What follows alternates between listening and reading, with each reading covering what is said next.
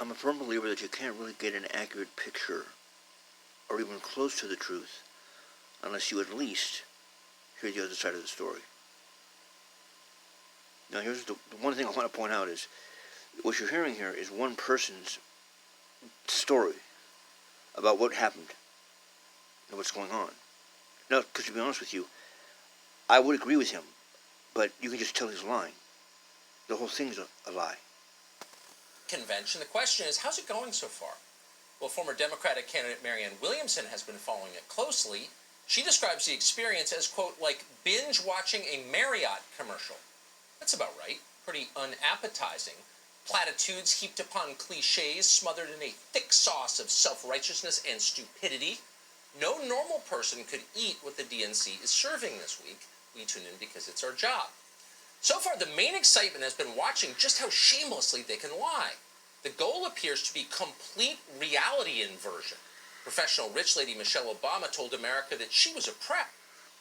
Professional rich lady Michelle Obama.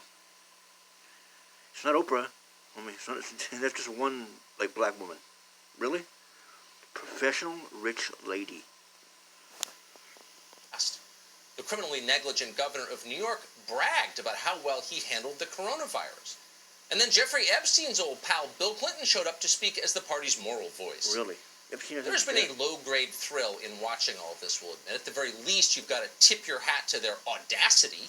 They don't tell small lies in the Democratic Party. They go all the way. You catch them stealing your wallet, and they arrest you for theft. And then they give you a lecture about how crime doesn't pay. Yeah, what? To longtime students of the liberal mind, none of this is new. The left long ago built an entire political party based on the Freudian principle of transference.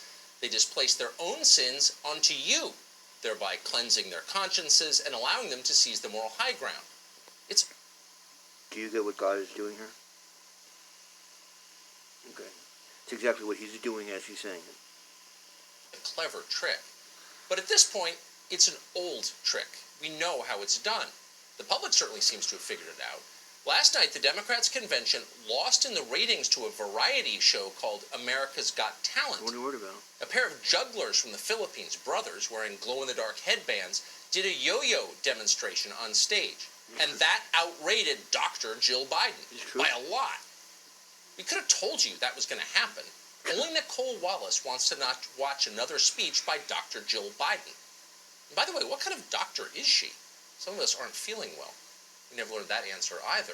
Right. What the Democrats should have done is put the rest of their proceedings on TV. That would get an audience. Proceeding? You might not know this, but most of the actual convention events take place during daytime hours.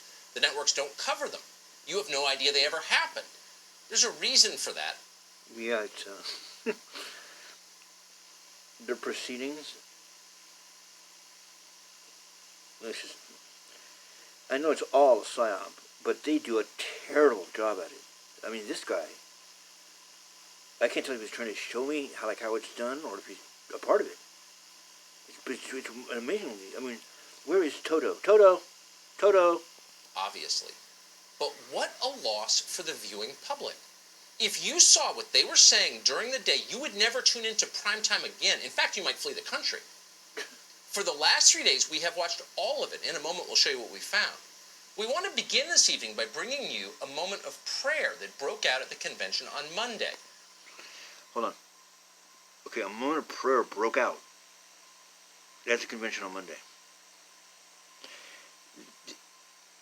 This is hilarious. But it's also fucking racist. Okay, so all of a sudden there's people speaking, and they stopped because prayer broke out, and you're telling me this guy got up on the mic.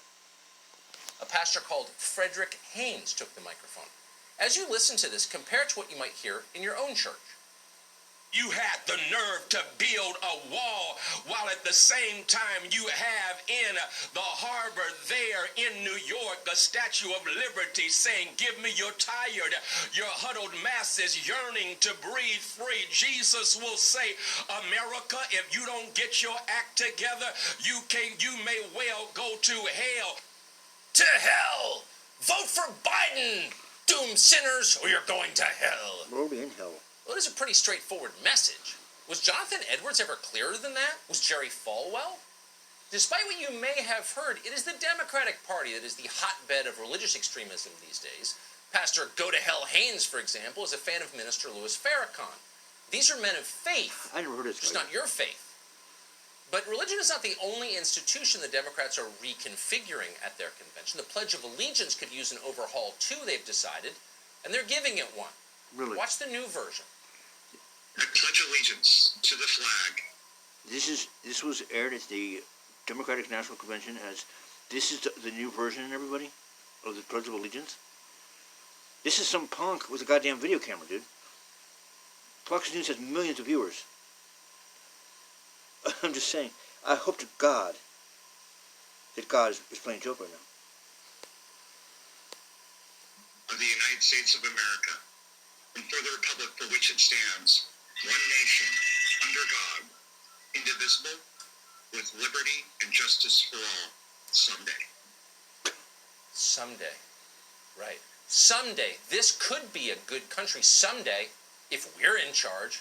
Otherwise, it's an awful place. Without us at the helm, It was pretty good about 4 years ago, and you fucked it up. So, I mean, let's be honest. America is terrible and not worth saving. You've heard this before. Michelle Obama once suggested it. The first time she was proud of her country was when her family got to run it. But that was nuanced by the standards of today. At the Democratic Convention this week, a transgender rights activist called Linda LaBeja just came out and said it explicitly. I've never felt American. I don't know the Pledge of Allegiance. Those are not my systems. The way that is not my president. Those are not their systems. Donald Trump is not their president, meaning this is not their country as long as they dislike the guy in the White House.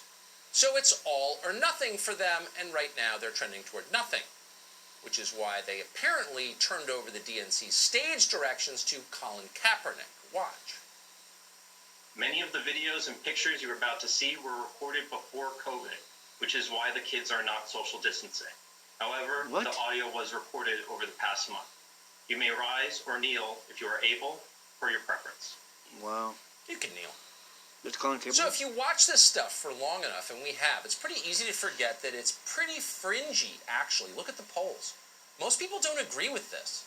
Most Americans like their country. That's why they live here. And a lot of them display that affection by standing for the national anthem. It seems like a small thing, but it means quite a bit to people. Americans have died in battle to protect our national symbols. That is a talking point, yes, but it's not just a talking point. It really happened. But they don't know anything about that at the Democrat. It is globally considered, by the way, a little tidbit for you, that kneeling is the ultimate sign, globally, not just in the U.S., of respect. It's what you do before a god.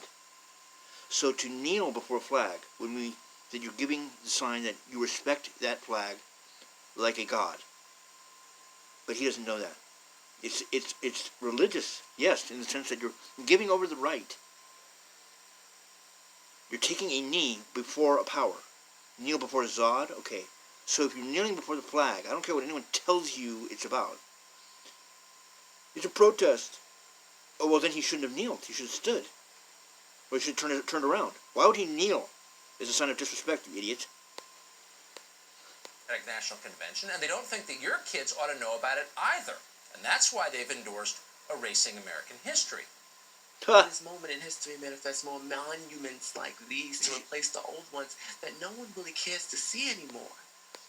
I was just at the DNC, and she's smoking rock, dude. I can tell she's smoking rock. Because I'm getting antsy right now. I need some shit right now. But I'm just saying, like, really, this was on the DNC big screen? May their emergence and long overdue establishment and existence remind everyone of our terrible, ugly, and hurtful Arrested Development's doing a tour this summer, I heard. I'm saying. Black world history. What's normal, man? So there are parts of history that no one cares to see anymore, so we're getting rid of it. That's what you were Keep doing. track at home. If not, we're at Erase American History, Rewrite the Pledge of Allegiance, Mock and Degrade the National Anthem, Turn Christianity into a political weapon. They have been busy over there at the DNC. They have been But there's more, because now it's time for some granular policy discussions, the details of how to run the country. Let's see it. Now, we've showed you in previous nights this week some of the DNC's platform. They want to get rid of a lot of the country's prisons, for example. They'd like to do away with bail for accused criminals. But that's just a start, just a little taste, a little appetizer before the main course. So for more, we're going to go to someone now called Jay Mai. You should know that Jay Mai's preferred pronouns are they, them. According to their biography at Wake Forest University, Jay Mai is, quote, a black Vietnamese transgender, non-binary gender.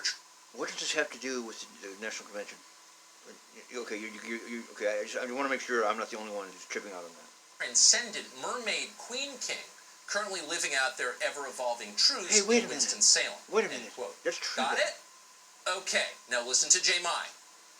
Why can't folks imagine a world without the cops? Why can't folks imagine a world without prisons? Why can't people expand their imaginations to include community care, to include an abolitionist future? And I'm talking about like for real abolition, not just watered down DNC version of abolition. We're talking about abolishing the police. We're talking about abolishing ICE. We're talking about abolishing prisons. Yay. Yeah, we're talking about abolishing the police, abolishing ICE, abolishing all prisons. We're imagining a world like that. We're bringing it to you. John Lennon sings. You're starting to get some sense why they're not putting this stuff on TV. Democrats and their faithful lackeys, the media, have been telling you for weeks that none of this is real. You're imagining it. Democrats don't really want to take the cops away and leave you defenseless. Yes, they are voting to take billions from police departments across the country. My name is Tanya Cup. What the hell? I have a daughter. Her name is Anastasia. Tanya Cup. Hold on, all right, that's enough of this. Where's Tanya? Because you gotta keep it real.